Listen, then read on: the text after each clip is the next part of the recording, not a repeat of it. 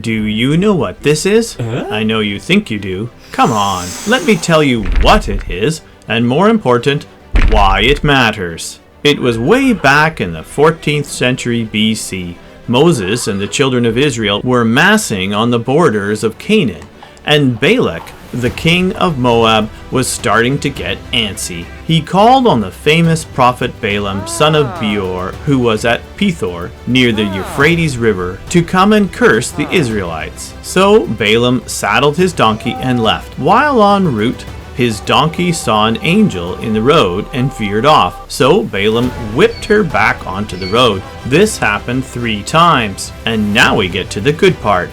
God opened the donkey's mouth so that she could speak. Numbers 22:28-30. And she said to Balaam, "What have I done to you to make you beat me these 3 times?" Balaam answered the donkey, "You have made a fool of me. If I had a sword in my hand, I would kill you right now." The donkey said to Balaam, "Am I not your own donkey which you have always ridden to this day? Have I been in the habit of doing this to you?" Then Balaam saw the angel and fell down on his face and repented of his sin. God told Balaam to keep going, but warned him once again to say only what he told him to say. Balak took Balaam to 3 different mountains to view the approaching army of Israel, but each time Balaam delivered a blessing instead of a curse. He even foretold about a star or a ruler that would rise out of Jacob and conquer all the surrounding nations. This prophecy partially came true with King David, but ultimately with the Messiah, Jesus Christ. As the wise men said in Matthew 2:2, "Where is he that is born King of the Jews? For we saw his star in the east and are come to worship him." The story of Balaam and the donkey is a great story, but is that all it is? Just a story? That was what most skeptics thought until 1967, when archaeologists in Jordan or ancient Moab made a remarkable discovery, a message written on a wall in red and black ink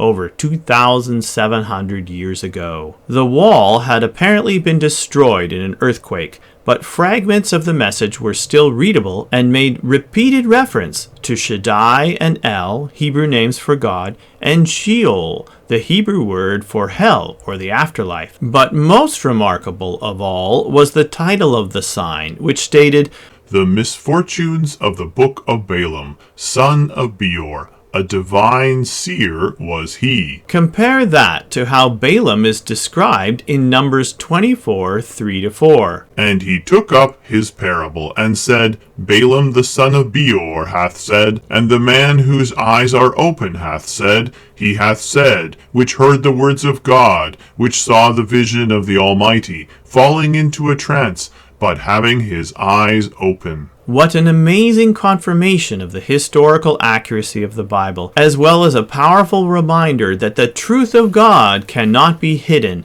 even after thousands of years of history. And that's why it matters. So, what is it? The Balaam inscription. But then, you already knew that. Hi, I'm David, and I really need your help to get the message out.